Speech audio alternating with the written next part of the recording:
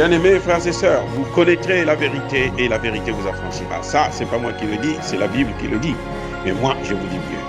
Vous connaîtrez la vérité historique, notamment celle de vos ancêtres kémites, et vous aurez une vision globale de ce que c'est que la vraie souveraineté politique. J'ajoute, vous reviendrez à la spiritualité africaine ancestrale et vous comprendrez les enjeux de l'indépendance économique.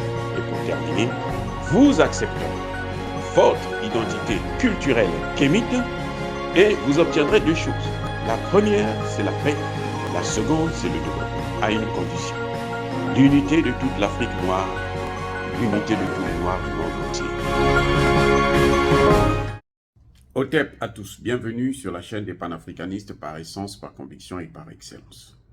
Celle des citoyens kémites par nécessité et obligation de combat. Nous sommes une chaîne qui n'est guidée que par nos ancêtres et rien que par les ancêtres qui appartiennent à l'égrégore du monde noir. Par conséquent, nous ne croyons en aucun Dieu venu de l'étranger. Toutefois, cette vidéo n'est aucunement destinée à inciter à la haine ou à la violence, car nous menons un combat qui est d'abord et avant tout spirituel, intellectuel et démocratique. Ensuite, il est politique, géopolitique et géostratégique, contre l'impérialisme, le colonialisme, le néocolonialisme et l'endocolonat, qui sont tous qualifiés de crimes contre l'humanité. Nous menons ce combat sur la base du principe fondamental que nous avons hérité de nos ancêtres kémites, qui est celui de la Mahat, c'est-à-dire solidarité, vérité et justice. Vous êtes donc en droit de connaître la vérité et nous avons l'obligation de vous dire la vérité, rien que la vérité, afin que justice soit rendue au continent africain. Et ça, c'est notre modeste contribution dans cette noble lutte en faveur de la souveraineté, la dignité, la solidarité et l'unité africaine. C'est exactement ça que nous appelons le panafricanisme. Bien-aimés frères et sœurs, le Mali vient de taper le poing sur la table aux Nations Unies, au Conseil de sécurité de l'ONU. Le Mali rejette le renouvellement de la mission des Nations Unies. Le Mali demande le retrait immédiat et sans délai de la mission des Nations Unies sur son sol. Formidable. Là, c'était le dernier cri. Ce que même le président Touadéra n'arrive pas à faire, parce qu'il continue toujours à danser, il cherche des moyens pour contourner. Non, il faut aller droit au but. Dire que je n'en veux pas. Bon, tu sais que tu ne même pas la peine. Je préfère encore Touadéra. Tshisekedi lui dit non, restez. Parce que c'est à cause de vous que je vais gagner l'élection. Restez là, moi j'ai besoin de vous. Le Mali a dit non. Retrait, écoutez bien, retrait immédiat et sans délai. Il n'y a plus de raison. Si on respecte la charte des Nations Unies, il n'y a plus de raison pour que cette mission puisse être renouvelée. Attendez. J'ai dit, hein, c'est-à-dire que si on respecte la charte des Nations Unies, il n'y a aucune raison qui peut justifier que cette mission puisse être encore renouvelée. Parce que pour qu'une mission puisse être renouvelée ou acceptée, il faut l'aval du pays hôte. Si le pays d'accueil refuse de recevoir la mission, en principe, il n'y a pas de mission. Si le pays d'accueil refuse de renouveler la mission, il n'y a pas de mission. La France peut faire tout ce qu'elle veut, rédiger des résolutions et autres machins bidons pour essayer de justifier encore une autre mission. Ça n'a aucun sens. Ça ne peut pas se réaliser. Si, je dis bien si, on respecte la Charte des Nations Unies. Bon, si on ne respecte pas la Charte des Nations Unies, si les Nations Unies s'ingèrent dans les affaires intérieures d'un État souverain et imposent sa présence, ça c'est autre chose. Mais en tout cas, si on prend la Charte des Nations Unies, il est impossible que cette mission puisse être renouvelée. Avec ce que j'ai entendu de mes propres oreilles, ce qu'a dit le ministre des Affaires étrangères du Mali, M. Abdoulaye Diop, Alors là, je dis bien, hein, et c'est, attention, il n'y a pas que ça. À Bamako même, l'ancien Premier ministre par intérim, Abdoulaye Maïga, a donné un communiqué à la télévision nationale pour demander la même chose, retrait immédiat et sans délai. Donc, ce qui se passe à Bamako, c'est exactement ce qui est en train de se passer en ce net moment à, comment vous appelez ça, à New York, au Conseil de sécurité de l'ONU. Maintenant, si les pays de occidentaux insistent, c'est qu'ils ont autre chose. C'est qu'ils cherchent autre chose. Maintenant, regardez ce qui peut se passer aussi. L'autre hypothèse. S'ils disent que nous, France, États-Unis, Angleterre, nous voulons forcément qu'il y ait une mission, il y aura le veto russe, il y aura le veto chinois. Qu'est-ce que vous pouvez faire encore? En principe, on n'a même pas besoin d'aller jusqu'au veto. Puisque le gouvernement a dit, je ne veux pas. Je ne veux pas vous voir. Quittez, partez. Ça s'est fait sous mes yeux, devant moi. Le gouvernement burundais. Je travaillais aux Nations Unies au Burundi. Le gouvernement burundais dit, je ne veux plus de vous. C'est-à-dire que brusquement, il dit, je ne veux plus des Nations Unies. On nous a mobilisés, on dit, bon, qu'est-ce qu'il faut faire? Les Nations Unies ont négocié avec le gouvernement pour entamer un départ progressif. On nous a donné, le gouvernement nous a donné 3 mois. Et c'est ce que le ministre a demandé.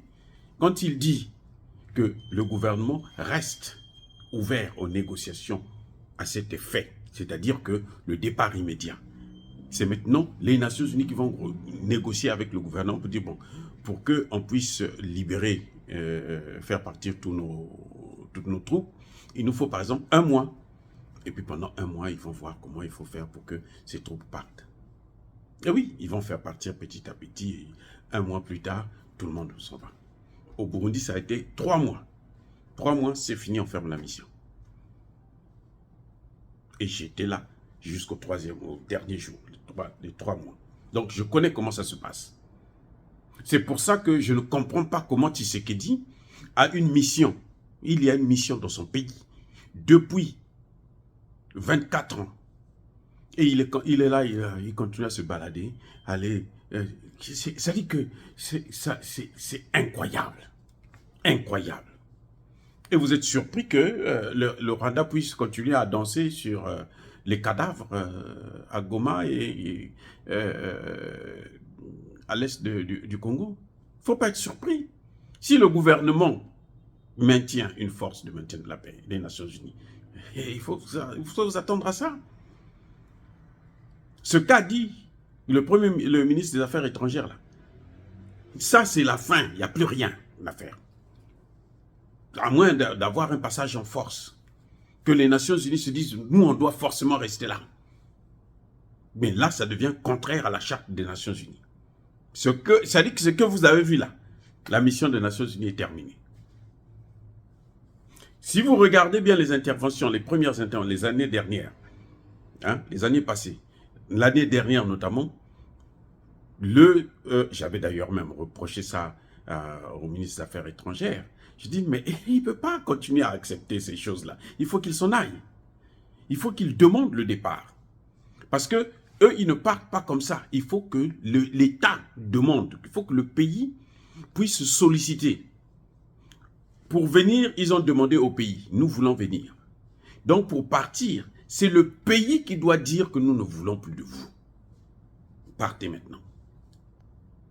Et tant que la mission là ne va pas partir, ben ils vont continuer à politiser les droits de l'homme et instrumentaliser ces droits de l'homme là. Eh oui. C'est un instrument contre le gouvernement. Un instrument pour décourager la population. Un instrument pour terroriser. Ce que vous voyez au Mali là, avec par exemple le dernier rapport de l'Organisation des droits de l'homme là, hein, les fameux experts indépendants. où ils ont pris des drones, ils ont circulé dans le pays, ils ont pris à travers des satellites et tout. C'est ça qu'on appelle l'espionnage. Donc, vous voyez très bien qu'ils sont en train de terroriser la population. C'est ça qu'on appelle le terrorisme diplomatique. Et d'ailleurs, le ministre des Affaires étrangères a été clair. Regardons d'abord le bilan. Parce que avant de... Pourquoi on ne peut pas regarder le bilan? Regardons le bilan. Vous êtes venus pour aider à soutenir le gouvernement. Faire en sorte que ce gouvernement puisse avoir les capacités de lutter contre les terroristes. Pendant 10 ans, la situation ne s'est pas améliorée. Au contraire, elle s'est aggravée. Vous êtes là pour le maintien de la paix. Écoutez bien, le maintien de la paix. Quelle paix? Les accords d'Alger. Les accords d'Alger, ce n'est pas la paix. La paix, c'est le terrorisme. C'est d'abord mettre fin au terrorisme. Il n'y a pas de paix à maintenir. Pourquoi vous allez... Puisque vous êtes là pour le maintien de la paix, il n'y a pas de paix à maintenir, il y a la guerre à faire. Parce qu'en ce moment, le gouvernement fait la guerre. C'est la guerre qu'il faut faire. Ce n'est pas la paix qu'il faut maintenir. S'il y a la guerre à faire et que vous venez pour le maintien de la paix, vous n'êtes pas utile. Je suis désolé, mais vous n'êtes pas utile. Parce qu'il n'y a pas, y a pas de cause à effet. C'est-à-dire qu'il faut qu'il y ait d'abord la cause c'est la paix, et les faits maintenant, vous venez pour maintenir cette paix. Là, nous sommes dans un état de guerre. Donc, on n'a pas besoin d'une mission des Nations Unies. Ce qu'il faut, c'est une mission pour faire la guerre. Et la Charte des Nations Unies n'autorise pas aux Nations Unies de faire la guerre. Les Nations Unies sont là pour le maintien de la paix, la stabilité. Et voilà. Donc, cette mission n'a pas de sens. Ça dit qu'elle n'a aucune raison d'être. Le gouvernement alors, a pleinement raison. Et c'est ce que nous attendions. Tous. En tout cas, moi, j'attendais ça. Je m'y attendais. Je savais que à un moment donné, il faut que le gouvernement puisse prendre son engagement. Et ce que le gouvernement vient de faire, c'est fantastique. C'est fantastique. Il n'y a rien qu'ils ont réglé. Hein. Ils n'ont réglé rien. L'amélioration de la sécurité, rien. Au contraire, quand ils sont venus, la crise, le pays était occupé à 10%. Et quand Barkhane partait, c'était à peu 80%. Malgré la présence de plus de 13 000 soldats des Nations Unies. 13 000 soldats des Nations Unies. Ils ne peuvent pas lutter contre 2 000, 3 000 terroristes. C'est quoi? Il y a un problème. Soit ils sont incompétents, soit ils ne veulent pas régler le problème. Et plus les pays occidentaux insistent, ça veut dire que ce sont eux qui sont à l'origine de cette affaire. Et le ministre plutôt des Affaires étrangères a bien fait de le rappeler. Il a dit que cette situation est née en Libye. C'est parce qu'il y a des pays, les pays occidentaux qui sont allés en Libye, ils ont détruit la Libye, et c'est de là que les terroristes sont venus. C'est la réalité, la triste réalité. Maintenant, venez nous dire que non, c'est faux. Venez nous prouver que c'est faux. Voilà comment ce qui est en train de se passer. Et l'autre point essentiel, c'est que le ministre des Affaires étrangères à juste titre a souligné, c'est qu'il y a la montée en puissance de l'armée. L'armée peut maintenant mener la lutte. Ce qu'on attendait des Nations Unies, justement, c'était ça. Aider cette armée à mener la lutte. Or, eux, ils ne peuvent pas faire la guerre. Donc, l'armée qui peut faire la guerre, c'est doter des moyens. Et la population est contente. Puisque l'armée peut maintenant faire le travail seule, sans les Nations Unies, eh ben, à quoi ça sert? Et ce serait bien pour les Nations Unies d'économiser 1,2 milliard de dollars. Et vous comprenez bien, 1,2 milliard de dollars. donnez ça au gouvernement malien, il va vous développer ce pays-là en moins de 5 ans. Eh oui. En tout cas, c'est formidable. C'est formidable. Maintenant, il y a un autre point aussi. C'est que ce que le ministre des Affaires étrangères a souligné, en fait, les Nations Unies ne deviennent plus l'espoir d'une solution, puisque ce sont eux plutôt le problème. Les Nations Unies alimentent des conflits intercommunautaires. C'est grave. C'est grave. Ils alimentent les conflits intercommunautaires et quand l'armée lutte contre le terrorisme, ils viennent avec l'instrumentalisation des droits de l'homme, la politisation des droits de l'homme. Malgré le fait que, par exemple, le cas de Moura, où les populations, les femmes de Moura ont fait le déplacement pour venir jusqu'à Bamako parler au gouvernement, dire mais qu'est-ce qui se passe? Nous, on a ce rapport-là, nous, on ne le connaît pas. Les organisations des droits de l'homme locales, maliennes, n'ont jamais été consultées. La procédure a été bâclée. Donc, eux, ils ont fait les choses sur le dos des organisations locales. Alors, ça ne se fait pas comme ça. Si vous voulez faire un rapport comme ça, vous devez avoir aussi les gens qui sont là. Les témoignages qu'ils ont eus, on leur demande, présentez-nous maintenant les témoins en question. Vous les cachez pourquoi? Il faudrait qu'ils viennent dire devant tout le monde que oui, nous avons vu ceci, nous avons vu cela. Donc tout ça, c'est faux. Tout ça, c'est de la magouille, c'est de la manipulation. En tout cas, je félicite le gouvernement malien, je félicite le courage d'Assimi Goïta, le courage du Premier ministre, le courage du ministre des Affaires étrangères, le courage du ministre de la Défense qui fait un travail formidable, le courage du porte-parole du gouvernement, le ministre Maïga. C'est incroyable. Et c'est ça, affirmer sa souveraineté. Affirmer sa souveraineté, c'est pas quand d'autres gens viennent dire « Oh, vous êtes souverain ». Non. Affirmer sa souveraineté, c'est que vous devrez poser des actes de souveraineté. Comme le Mali est en train de le faire. Le Mali pose des actes de souveraineté. Le Mali dit que nous sommes souverains, on n'a plus des ordres à recevoir de qui que ce soit. Dire cela, c'est inciter à la haine ou à la violence. Non. Il y a ma colère. Il y a ma lèvre. Encore une fois, je persiste et je signe. Soyez bénis, abondamment bénis par le Dieu des Kémites. Mais que tous ceux qui persécutent le continent africain le pillent et le déstabilisent, qu'ils soient noirs, blancs, chinois, arabes, indiens, qui qu'ils soient maudits, punis, foudroyés, neutralisés, effacés, écrasés par ce Dieu des Kémites et par nos ancêtres angélisés. Vive l'Afrique éternelle, j'ai dit et j'assume.